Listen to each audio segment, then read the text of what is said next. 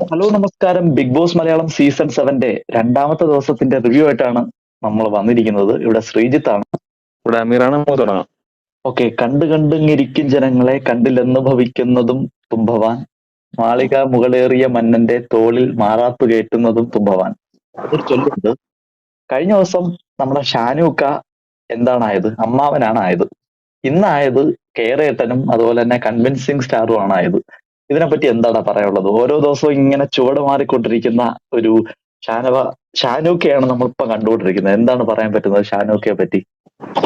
ഷാനൂക്ക എന്താ പറയണേ, ആള് വലിയ ട്രാൻസ്ഫർമേഷൻ എന്ന് പറയാൻ പറ്റത്തില്ല. ഉം, നേരത്തെ ഒരു അമ്മാവനിൽ നിന്നും പുള്ളി ഒന്ന് പോസിറ്റീവ് ആവാൻ ശ്രമിക്കുകയാണ്. അതായത് ഉം, ഇന്നലെ സദാചാരം പറഞ്ഞു, എങ്ങാനും ഇനി അതിന്റെ പേരിൽ ഇതായാലോ എന്ന് വിചാരിച്ചിട്ട് കെയറിങ്ങോടുകൂടി ഞാൻ നിന്നെ അങ്ങനെ ഉദ്ദേശിച്ച് പറഞ്ഞതല്ല, നിന്നെ നന്നാക്കാൻ വേണ്ടി പറഞ്ഞാണ്. അതായത് അത് പറഞ്ഞിനി നിനക്ക് വേണമെങ്കിൽ അത് നീ പുറത്തായിക്കോട്ടെ എന്ന് വിചാരിക്കാമായിരുന്നു.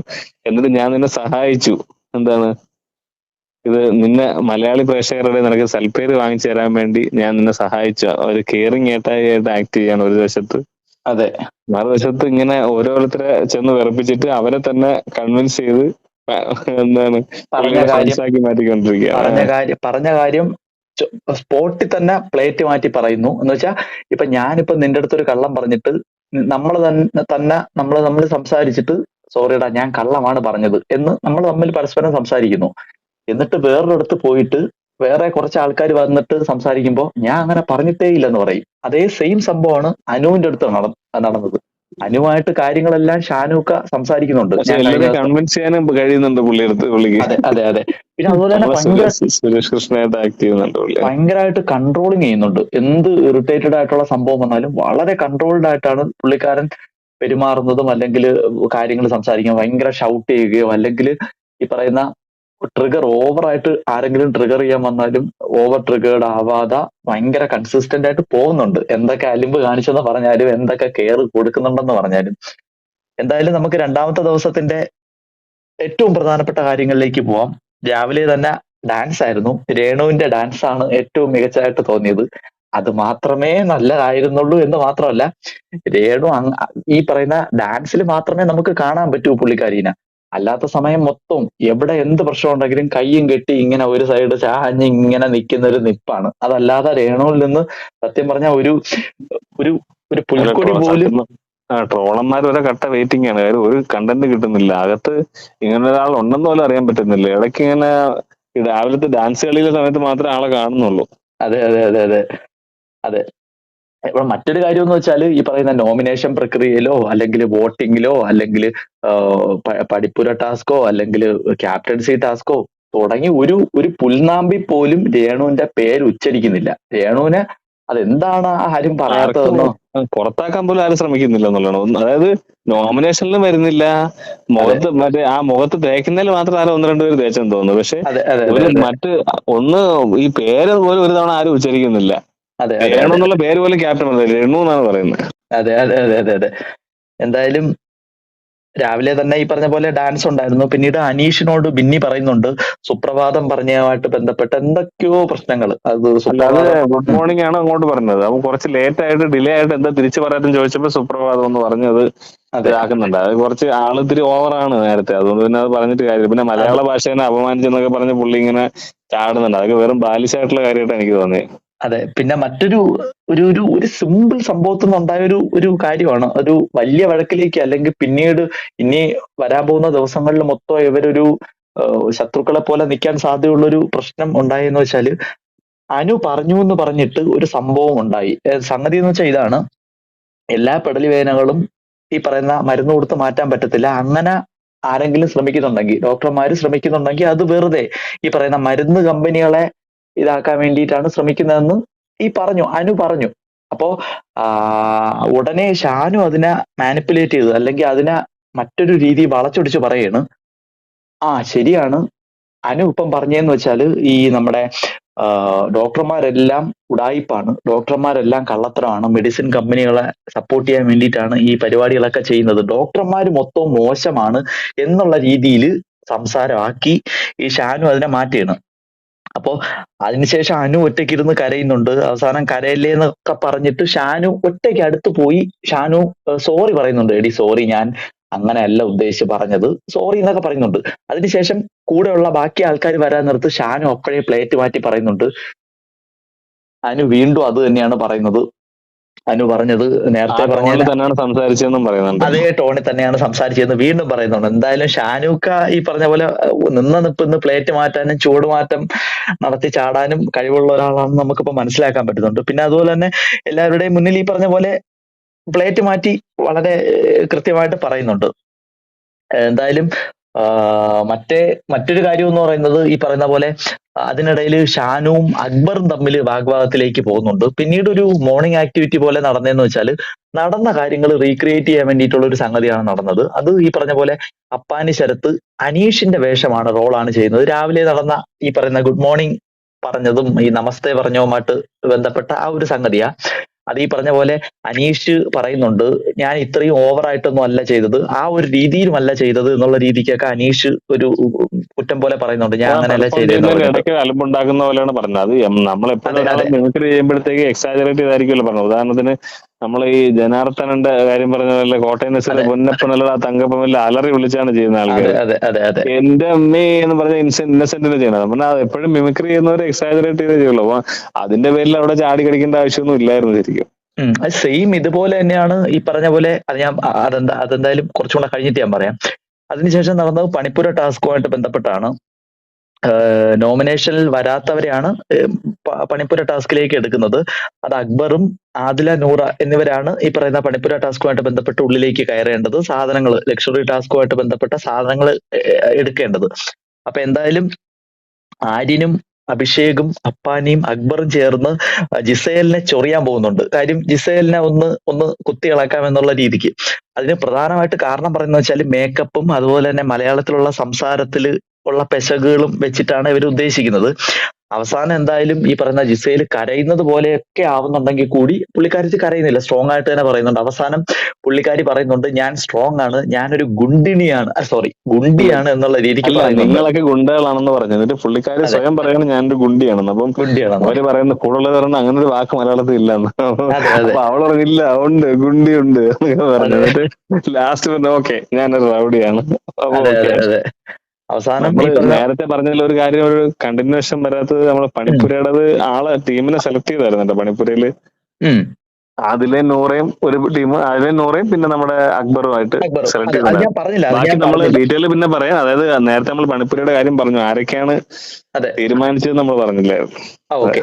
അപ്പം ഇവര് മൂന്നുപേരാണ് ഉണ്ടായിരുന്നത്. അതില് ഈ പറയുന്ന സമയവും പോയിന്റും കൂടെ കോമ്പിനേറ്റ് ചെയ്തിട്ടുള്ള ഒരു ഇതായിരുന്നു. എന്ന് വെച്ചാല് 15 സെക്കൻഡിൽ 600 പോയിന്റ്, 16 സെക്കൻഡിൽ അതിനെക്കാട്ടി കുറഞ്ഞ പോയിന്റ്, അങ്ങനെ ഒരു ഇതിലാണ് വന്നേക്കുന്നത്. അതില് 16 സെക്കൻഡിൽ 575 പോയിന്റ് കിട്ടുന്ന രീതിക്കുള്ള ഒരു ടാസ്കാണ് എടുത്തത്. ഇവർ ഒരുപാട് സാധനങ്ങൾ എടുത്തു, പക്ഷേ ഇവർക്ക് പറ്റെന്ന് വെച്ചാൽ സമയത്തിന് ഇറങ്ങാൻ പറ്റിയില്ല. അതുകൊണ്ട് തന്നെ ഇവർക്ക് കയ്യിലുള്ള സാധനങ്ങൾ മൊത്തം തിരിച്ച് വെക്കേണ്ടി വന്നു. അത് ഇവര് കാണിച്ചൊരു മണ്ടത്തരം ഉണ്ട് അതിനകത്ത്. അതായത് അവർക്കൊരു ഓപ്ഷൻ ഉണ്ടായിരുന്നു, 15 സെക്കൻഡിനകത്താണെങ്കിൽ 600 പോയിന്റ്, 16 സെക്കൻഡിലാണെങ്കിൽ 575, അങ്ങനെ 20 സെക്കൻഡ് ആണെങ്കിൽ 450. അപ്പം ഇവർ 20 സെക്കൻഡാണ് സെലക്ട് ചെയ്തിരുന്നെങ്കിൽ ആ 450 സാധനമെങ്കിലും ഇവർക്ക് കിട്ടിയെന്നായിരുന്നു. അതെ അതെ അവിടെ അതിൽ നിന്ന് എടുത്ത സമയത്ത് അവർക്ക് ചൂസ് ചെയ്യായിരുന്നു. മനസ്സിലായി. ആദ്യം വന്നത് തന്നെ അവരങ്ങ് തീരുമാനിച്ചു, 16 സെക്കൻഡും 575 അങ്ങ് ചൂസ് ചെയ്തു. അവർക്ക് കുറച്ചുകൂടെ ടൈം, 20 സെക്കൻഡ് 450 ആയിരുന്നു. അറ്റ്ലീസ്റ്റ് ആ ഒരു പുറത്തിറങ്ങിയ സമയത്ത് അത് കിട്ടിയെന്നായിരുന്നു. കാര്യം പുറത്തിറങ്ങി ഏതാണ്ട് ഒരു 3 സെക്കൻഡ് കൂടെ അഡീഷണൽ എടുത്തെന്ന് തോന്നുന്നു അവര്. അതെ അതെ അതെ അതെ അതെ 3 പേര് നിന്നപ്പോ ഒരാൾ കൗണ്ട് ചെയ്യാനോ ഒന്നും നിന്നില്ല. അവര് തോന്നി ഇറങ്ങിയിട്ട് പിന്നീട് സമയത്തിനെ പഴിച്ചിട്ട് ഒരു കാര്യമില്ല. സമയം നമ്മളെ കാത്ത് നിൽക്കത്തില്ലല്ലോ. നിക്കത്തില്ല, അതാണ്. എന്തായാലും അതിനുശേഷം RJ ബിൻസി കിടന്ന് ഉറങ്ങുന്നതൊക്കെ ഉണ്ട്, പട്ടി കുരയ്ക്കുന്നുണ്ട്. പിന്നീട് നവീൻ പെട്ടിയിൽ നിന്ന് സാധനം എന്തൊക്കെയോ എടുക്കാൻ ശ്രമിക്കും. അത് വ്യക്തമായിട്ട് കാണിച്ചില്ല, അത് എന്താണെന്ന് ഒരു വ്യക്തത ഇല്ല. നവീൻ പെട്ടി എടുത്തൊരു കട്ടിലിന്റെ സൈഡിൽ കൊണ്ട് വെക്കുന്നതും തന്റെ ദേഹത്തൂടെ പുതപ്പ് മറച്ചിട്ട് എന്തൊക്കെയോ എടുക്കുന്നതായിട്ടാണ് കാണിക്കാൻ ശ്രമിക്കുന്നത്. പക്ഷെ അതും ക്യാമറയ്ക്കും വ്യക്തമായിട്ട് കിട്ടിയിട്ടില്ല. അത് എനിക്ക് തോന്നുന്നത് ക്യാമറയ്ക്ക് കിട്ടിക്കാണും, അത് കാണിക്കാത്തതാണോ സംശയമുണ്ട്. കിട്ടിയില്ലെന്ന് തോന്നുന്നു. കാര്യം ഷാനൂക്ക് വന്ന പെട്ടെന്ന് നമ്മുടെ ഫ്ലാസ്ക് എടുത്ത് കാണിച്ചാൽ വെള്ളം കുടിക്കാൻ വന്നതെന്ന് പറയുന്നുണ്ട്. വെള്ളം കുടിക്കാൻ എന്തിനാ മറച്ചിരിക്കുന്നത് വെച്ചപ്പോ ആവി പിടിക്കാന്നൊക്കെ പറയുന്നുണ്ട്. അപ്പൊ എനിക്ക് തോന്നുന്ന വീക്കിലി എപ്പിസോഡിൽ ഇനി ലാലേട്ടൻ വന്നിട്ട് ഇത് കുത്തിപ്പൊക്കി കൊണ്ടുവരാൻ ചാൻസ് ഉണ്ട്. അതെ. പിന്നീട് ഈ പറയുന്ന പോലെ ഷാനവാസ് ജിസേലിന്റെ വസ്ത്രധാരണത്തെ പറ്റി പൊതുവായിട്ട് പറയുന്നുണ്ട്. അതൊരു പ്രസക്തമായിട്ടുള്ള ഒരു പോയിന്റ് ആണ്. അതൊരു ആദ്യം കെയറിങ് പുള്ളിക്കാരൻ ഏട്ടായി ആണല്ലോ. പുള്ളിക്കാരൻ ആദ്യം നോമിനേഷനിലാണ് പറഞ്ഞതെങ്കിൽ ഇപ്പം പൊതുവായിട്ട് പറയാണ് ഈ പറയുന്ന കേരള ജനക്കൂട്ടം ഈ പറയുന്ന ഈ ഒരു വസ്ത്രധാരണം അംഗീകരിക്കില്ല എന്നുള്ള രീതിക്ക് പറയുന്നുണ്ട്. അതിനുശേഷം ജിസയിലും അനുവും തമ്മിൽ ചായനെ പറ്റി സംസാരിച്ചിട്ട് അങ്ങോട്ടും ഇങ്ങോട്ടും വാക്ക് തർക്കമൊക്കെ അത് നടന്നുണ്ട്. രണ്ടുപേർക്കും അങ്ങോട്ടും ഇങ്ങോട്ടും അവരവരുടെ ചായ മാത്രമേ ഇഷ്ടമുള്ളൂ, മറ്റവരുടെ ചായ കൊള്ളത്തില്ല എന്നൊക്കെ പറഞ്ഞ ഒരു ചെറിയൊരു ഈഗോ ക്ലാഷ് ആണ്. അനുവിന്റെ ചായ കൊള്ളത്തില്ലെന്ന് ജിസയിലിന്റെ ചായ കൊള്ളത്തില്ലെന്ന് അനുവും പറഞ്ഞിട്ട് അങ്ങനെ ചെറിയൊരു ചായ കോപ്പയിലെ കൊടുങ്കാറ്റാണ്. പിന്നെ അതെ. നേരത്തെ നമ്മൾ പറഞ്ഞൊരു കാര്യം ആഡ് ചെയ്യാനുള്ളത്, ഉം. നമ്മുടെ കെയറിങ് ഏട്ടായി അവന്റെ നമ്മുടെ ജിസൈലിന്റെ വസ്ത്രത്തിനെ പറ്റി പറഞ്ഞ സമയത്ത് പുള്ളി ഇട്ടിരുന്നത് കേരളീയ തനിമയുള്ള ഷോർട്സ് ആണ് കേട്ടോ, കാല് തൊട കാണിച്ചോണ്ടുള്ള. ആദ്യം ഈ പറയുന്ന പോലെ ഷാനവാസ് എന്താണ് കേരള തനിമയുള്ള മറ്റേ മുട്ടത്താതെ നിക്കറാണ് ഇട്ടിരുന്നത് ആള്. അത് ഏത് സമയത്തായിരുന്നടാ? അത് എന്തായിരുന്നു? ആദ്യമാണ് ഇട്ടിരുന്നത്, എന്നാലും നമ്മൾ ആദ്യം പറഞ്ഞപ്പോ നമ്മൾ വിട്ടുപോയി. അതെ. പിന്നീട് എവിക്ഷനുമായിട്ട് ബന്ധപ്പെട്ട ഒരു ടാസ്ക് ആയിരുന്നു നടന്നത്. 4 പേരെ തെരഞ്ഞെടുക്കുകയും വീക്കിലി ടാസ്ക് പോലെയാണ്, എവിക്ഷനായിട്ട് ബന്ധപ്പെട്ടല്ല ഇത്. ഏറ്റവും കൂടുതൽ വോട്ട് കിട്ടിയ, അതെ. അതിനകത്ത് എവിക്ഷൻ ആവാൻ ചാൻസ് ഉണ്ട് ഈ ടാസ്കിൽ. അതെ. അപ്പം അതില് പ്രധാനപ്പെട്ട ആൾക്കാരെന്ന് പറയുന്നത് ഷാനവാസും ശൈത്യയും ജിസയിലും ബിൻസിയുമാണ്. അതില് ഇവര് 4 പേർക്കും ചെയ്യേണ്ട കാര്യം എന്ന് വെച്ചാല് അകത്ത് കിടക്കാൻ പറ്റത്തില്ല. പുറത്ത് ഒരൊറ്റ കട്ടില് മാത്രമേ ഉള്ളൂ ഗാർഡനില്. അതിൽ തന്നെ ഒരു പ്രശ്നം എന്ന് പറയുന്നത് ഒരേ സമയം ഒരാള് ഈ കട്ടില് കിടന്നേ പറ്റുള്ളൂ. അവരാണെങ്കിൽ ഉറങ്ങാനും പാടില്ല. അല്ലെങ്കിൽ ഒരാൾക്ക് കിടക്കാനുള്ള സ്ഥലമേ ഉള്ളൂ. പക്ഷെ അവര് ഉറങ്ങിക്കഴിഞ്ഞാൽ ആ ഉറക്കത്തോടു കൂടി എടുത്ത ഒരു റെഡ് സോൺ അടുത്ത് തന്നെ ഗാർഡനിൽ തന്നെ ഒരു ഏരിയയിൽ കൊണ്ടുവച്ചു കഴിഞ്ഞാൽ അവര് സ്പോട്ടിൽ ഔട്ടാവും, അല്ലെങ്കിൽ സ്പോട്ടിൽ പുറത്താകും എന്നാണ് ബിഗ് ബോസ് പറയുന്നത്. അതുപോലെ തന്നെ കട്ടിലിന്റെ പുറത്തും കിടന്നുറങ്ങാൻ പാടില്ല. അങ്ങനെ ഉറങ്ങിക്കഴിഞ്ഞാൽ അവരെ എടുത്തോണ്ട് പുറത്ത് കിടന്നുറങ്ങാം, പക്ഷേ ഉണർത്താതെ എടുത്ത് ആ റെഡ് സോണിൽ എത്തിച്ച് എവിക്റ്റ് ആവും. ഉറങ്ങുന്നോണ്ട് പ്രശ്നമൊന്നുമില്ല. അതുപോലെ കട്ടിലിൽ ഇരിക്കാൻ പാടില്ല, കട്ടിലിൽ ഒന്നുകിൽ കിടക്കുക അല്ലെങ്കിൽ കട്ടിലിന്റെ സൈഡില് വശങ്ങളിലൊക്കെ ആയിട്ട് ഇരിക്കാം, കട്ടിലിന്റെ പുറത്തിരിക്കാൻ പാടില്ല. അത് മാത്രമല്ലടാ, ഇതുമായിട്ട് ബന്ധപ്പെട്ട് ഈ 4 പേരെ തിരഞ്ഞെടുക്കുന്നത് ഷാനവാസിനെയും ശൈത്യനെയും ജിസേലിനെയും ബിൻസിനെയും തിരഞ്ഞെടുക്കുന്നതുമായിട്ട് ബന്ധപ്പെട്ട് അവര് ഒരു ടാസ്ക് അല്ല, അവരടുത്ത് ചോദിക്കണം ഓരോരുത്തത്ത്. നോമിനേഷൻ ആണല്ലോ, ഇതിന് വേണ്ടിയിട്ടുള്ള നോമിനേഷൻ നടക്കുകയാണ് അവിടെ. ജിസേല് പറയുന്ന സരികേനെ പറ്റി പറയുന്നത് വെച്ചാല് കൂടുതൽ അമ്മായിയമ്മ കളിക്കണ്ട എന്നുള്ള രീതിക്ക് പറയുന്നുണ്ട്. അതുപോലെ തന്നെ ഷാരികേനെ പറ്റി പറയുന്നുണ്ടല്ലേ? അതെ, നമ്മുടെ ഇന്റർവ്യൂ ആങ്കർ സ്റ്റാർ. അതെ. അതിനുശേഷം അനീഷ് സ്റ്റാർ. അതെ, അതിനുശേഷം അനീഷ് റെനേനെ പറ്റി പറയുന്നത് ഈ 2K കിഡ്സിൽ നിന്ന് ഞാൻ മറ്റൊരുപാട് കാര്യങ്ങളൊക്കെ പ്രതീക്ഷിക്കുന്നുണ്ട് തുടങ്ങി 2K കിഡ്സിനെ ഈ ഉപദേശിക്കുന്ന രീതിയിലുള്ള കുറെ. ഞാൻ 2K കിഡ്സിനെ പറ്റി നല്ലത് മാത്രം പറഞ്ഞിട്ടുള്ള ആളാണെന്ന് പറഞ്ഞപ്പോ തന്നെ ബിഗ് ബോസ് വായടപ്പിച്ച്. അല്ല, കൂടുതൽ ഉപദേശം വേണ്ട വർമ്മ സാറേ എന്നുള്ള രീതിക്ക് നിർത്തിയിട്ട് 4 പേരെ പേരും കാരണം പറഞ്ഞിട്ട് ഉപദേശം നിൽക്കണ്ടെന്ന് പറഞ്ഞു. അതെ. അതിനുശേഷം നവീനും രേണുമായിട്ട് ചെറിയൊരു കശപിശ. അത് സത്യം പറഞ്ഞാൽ അതൊരു വലിയൊരു കാർഡായിട്ട് വേണമെങ്കിൽ എടുക്കായിരുന്നു. ഈ പറയുന്ന ഒരു ബോഡി ഷെയ്മിങ് കാർഡ് വേണം എന്ന് പറഞ്ഞിട്ട് വേണമെങ്കിൽ എടുക്കാമായിരുന്നു. പക്ഷെ ആ രേണു സുധിക്ക് ആ ഒരു ബുദ്ധി പോയി കാണത്തില്ലായിരിക്കും. കാര്യം എന്ന് വെച്ചാൽ നവീൻ രേണു സുധീനെ പറ്റി പറയാണ്, നിന്റെ മുഖം കണ്ടു കഴിഞ്ഞാൽ ആട്ടാൻ തോന്നും, അതുപോലെ തന്നെ പിടിച്ച് ഒരയ്ക്കാൻ തോന്നും എന്നുള്ള രീതിക്ക് പറയുന്നുണ്ട്. അത് എനിക്ക് തോന്നുന്ന രേണു സുധി അതിനു വേണ്ടി പോവാത്തതിന്റെ കാരണം പുള്ളിക്കാരി അവരും അപ്പോഴാ സമയം അങ്ങോട്ടും ഇങ്ങോട്ടും സംസാരിച്ചുകൊണ്ടിരിക്കുകയായിരുന്നു. അങ്ങോട്ടും ഇങ്ങോട്ടും ഇത്തരത്തിലുള്ള വാക്കുകൾ പറയുന്നുണ്ടായിരുന്നു. ചിലപ്പോ അതുകൊണ്ടായിരിക്കാം പറയാത്തത്. പിന്നീട് ഇതിനിടയ്ക്ക് വെച്ച് തന്നെ നമ്മുടെ ഷാനവാസും ശൈത്യയും ബിൻസിയും ഒക്കെ ഉറങ്ങുന്നുണ്ട്. ജിസയിലാണ് കാവല് നിൽക്കുന്നതായിട്ട് നമുക്ക് കാണാൻ പറ്റുന്നത്. നമ്മുടെ നാഗവല്ലിയിൽ ശോഭന നടക്കും പോലെ പുള്ളിക്കാർ അങ്ങോട്ടും ഇങ്ങോട്ടും നടക്കുന്നതായിട്ട് നമുക്ക് കാണാൻ പറ്റും. പിന്നീട് മറ്റൊരു കാര്യം, ഷാനുഖനെ എടുത്തോണ്ട് പോകാൻ വേണ്ടി ആള് വന്നതാണ്, പക്ഷെ അവർ പ്രൊട്ടക്ട് ചെയ്തു, ബാക്കിയുള്ളവർ. അതെ. പിന്നീട് ഷാനവാസും അനീഷും തമ്മിൽ ചെറിയൊരു പ്രശ്നം ഉണ്ടാകുന്നുണ്ട്. പ്രശ്നമല്ല, അവര് ഫണ്ണി ആയിട്ട് എനിക്ക് തോന്നിയ ഒരു കാര്യമാണ്. അതിൽ ഷാനവാസ് പറയുന്നതെന്ന് വെച്ചാല്, നിന്റെ ഗെയിം പ്ലേ ഒക്കെ എനിക്ക് ഭയങ്കര ഇഷ്ടമാണെന്ന് പറയുന്നുണ്ട്. അപ്പൊ അനീഷ് പറയുന്നുണ്ട്, എനിക്കും എല്ലാവരെയും ഇഷ്ടമാണ്, പക്ഷേ എല്ലാവരുടെയും ഒരു കൈയകലത്തിൽ നിർത്താനാണ് എനിക്ക് ഇഷ്ടം എന്നുള്ള രീതിക്ക് പറയുന്നുണ്ട്. പക്ഷേ ആ സമയത്ത് അനീഷിന്റെ തോളിലായിരുന്നു, അനീഷിന്റെ കൈകള് ഷാനവാസിന്റെ തോളിലായിരുന്നു. ആ സാധനം ക്യാമറ സൂം ചെയ്ത് കാണിക്കുന്നുണ്ടായിരുന്നു. അത് ഭയങ്കര ഫണ്ണായിട്ട് തോന്നി. പിന്നീട് ഈ പറഞ്ഞ പോലെ ഇടയ്ക്ക് വെച്ചിട്ട് നവീന്റെയും അഭിലാഷിന്റെയും അക്ബറിന്റെയും സരികയുടെയും ഓണിയൻ സാബുവിന്റെയും ഈ അന്യൻ പെർഫോമൻസും ഡാൻസും പാട്ടും ഇപ്പം ഈ മാർഗഴി തിങ്കളല്ലവ അതൊക്കെ വെച്ചിട്ടുള്ള പാട്ടും ഒക്കെ നല്ല രസമായിരുന്നു. പിന്നീട് മറ്റൊരു സംഗതി വന്നതെന്ന് വെച്ചാല് ഈ ഹോട്ട് സീറ്റിൽ ഇരുന്നുകൊണ്ട് ഒരു ഡെമോ പോലെ ഒരു ഇന്റർവ്യൂ. അല്ല, അത് ആ പെർഫോമൻസിന്റെ ബാക്കിയാണ്. ഓരോരുത്തർ പെർഫോം ചെയ്യുന്നതിൽ നമ്മൾ അപ്പാനെ ചരത്ത് അനീഷിനെ കാണിച്ചു, അങ്ങനെ ഓരോരുത്തർ കാണിച്ചതിന്റെ കണ്ടിന്യൂഷൻ ആയിട്ട് വന്നതാണ്. അതെ, അത് എന്ന് വെച്ചാല് ഹോട്ട് സീറ്റിൽ ഇരുത്തി സാരിക നമ്മുടെ ആര്യനെ ഇന്റർവ്യൂ ചെയ്യുന്നതായിട്ടാണ് കാണിച്ചേക്കുന്നത്. ആര്യന്റെ ഏകദേശം 4ഓളം സിനിമകളെ ഇറങ്ങിയിട്ടുള്ളൂ. അപ്പൊ അത് ഒന്നും തിയേറ്ററിൽ ഇറങ്ങിയിട്ടുമില്ല. അപ്പൊ അതൊക്കെ കളിയാക്കി. തിയേറ്ററിൽ ഇറങ്ങിയിട്ടുണ്ട്, വടക്കൻ ഇറങ്ങിയിട്ടുണ്ട്. ഓക്കെ, അപ്പൊ ഇതൊക്കെ ചോദിക്കുന്നുണ്ട്, താങ്കളുടെ സിനിമയൊന്നും ഇറങ്ങിയിട്ടില്ലല്ലോ, തനിക്ക് വേറെ പണിക്ക് പോയിക്കൂടെ എന്നുള്ള രീതിക്ക് ചോദിക്കുന്നുണ്ട്. അല്ലാതെ പുള്ളിക്കാരുടെ ഒരു ശരിക്കുള്ള ഒരു ക്യാരക്ടറാണ് പുറത്ത് വന്നത് കേട്ടോ, നമ്മളത് കൂടെ പറയണം. അത് മാത്രമല്ല, അപ്പോഴ് ആ പ്രോഗ്രാം ആണെന്ന് നമ്മൾ മനസ്സിലാക്കണം. ആ പ്രോഗ്രാമിന്റെ ഇടയിൽ ഉടക്കുണ്ടാക്കാൻ അനീഷ് ചോദിക്കുകയാണ്, ഇത് തന്നെയാണ് നിങ്ങൾ റിയൽ ലൈഫിലും കാണിക്കുന്നത്, പുറത്തും കാണിക്കുന്നത് എന്നുള്ള രീതിക്കൊക്കെ പറയുന്നുണ്ട്. അത് ഒരു പ്രോഗ്രാം നടക്കുന്നതിന്റെ ഇടയ്ക്ക് കയറി അങ്ങനെ പെർഫോമൻസ് നടക്കുന്നതിന്റെ ഇടയിലാണ് ഈ അലുമ്പുണ്ടാക്കാൻ വേണ്ടി വരുന്നത്. അതെ, പക്ഷെ അപ്പോഴും തന്നെ ശാരിക എന്ത് പറയുന്നുണ്ട്, അന്തസ്സുണ്ടെങ്കിൽ സ്വന്തമായിട്ട് കണ്ടന്റ് ഉണ്ടാക്കടാ എന്ന് തുടങ്ങുന്ന വരിയിൽ ഒരു പാട്ട് പാടി എന്ന് വെച്ചാൽ സ്പോട്ടിലടിച്ചു. അത് സത്യം പറഞ്ഞാ അത് എന്താ പറയാ, അനീഷിന് ഭയങ്കര അടിയായി പോയി. കാര്യം എല്ലാരും കൂടെ കയറി വട്ടത്തിൽ പിടിച്ചിട്ട് നിരത്തി പിടിച്ചിട്ട് ഊക്കായിരുന്നു എന്ന് വേണമെങ്കിൽ തന്നെ പറയാം. പിന്നെ ഈ പറഞ്ഞ പോലെ ജിസൈലിന്റെ ഇന്നർ പുറത്തുണ്ടായിരുന്നു. അപ്പൊ അതിനെ ചൊല്ലി അപ്പാനി ചേർത്ത് കളിയാക്കുന്നൊക്കെ ഉണ്ട്. പിന്നീട് ജിസൈലും ഷാനവാസും തമ്മിൽ പിന്നീടുള്ള സംസാരം, അതാണ് നമ്മൾ ഈ വീഡിയോയുടെ തുടക്കത്തിൽ പറഞ്ഞ പോലെ ജിസൈൽ ഷാനുവിന്റെ എന്താണ് ഡ്രസ്സ് വെച്ചിട്ട് നോമിനേഷൻ ചെയ്തു എന്നുള്ള രീതിക്ക് ചോദിക്കുന്നുണ്ട്. എന്റെ ഡ്രസ്സ് വെച്ചിട്ടാണോ നിങ്ങൾ നോമിനേറ്റ് ചെയ്തത് എന്ന് ഷാനവാസിനടുത്ത് ചോദിക്കുന്നുണ്ട് ജിസൈൽ. അപ്പോ ഷാനവാസ് സമ്മതിക്കുന്നില്ല. അതെങ്ങനെയാണ് താൻ അറിഞ്ഞത്? ഞാൻ ഈ കാര്യം ഒരിടത്തും ഡിസ്കസ് ചെയ്തില്ലല്ലോ. അപ്പോ ഞാൻ എന്താണ് പറഞ്ഞിട്ടാണ്, അല്ലെങ്കിൽ തന്നെയാണോ നോമിനേറ്റ് ചെയ്തതെന്ന് തനിക്ക് എങ്ങനെ അറിയാം എന്നുള്ള രീതിക്ക് ഷാനവാസ് ചോദിക്കുന്നുണ്ട്. അപ്പോ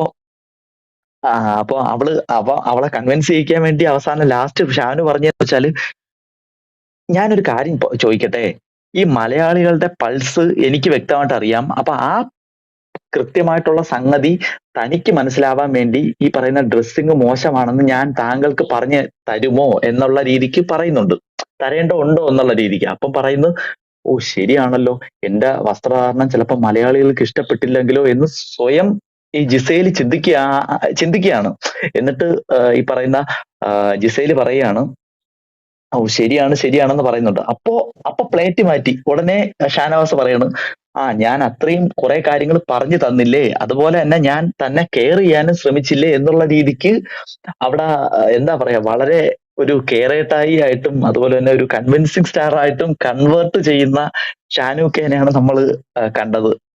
സത്യം പറഞ്ഞാൽ അതൊരു ജിസൈലിനെ ഭയങ്കരമായിട്ട് മാനിപ്പുലേറ്റ് ചെയ്യുന്ന കണക്ക് തോന്നി.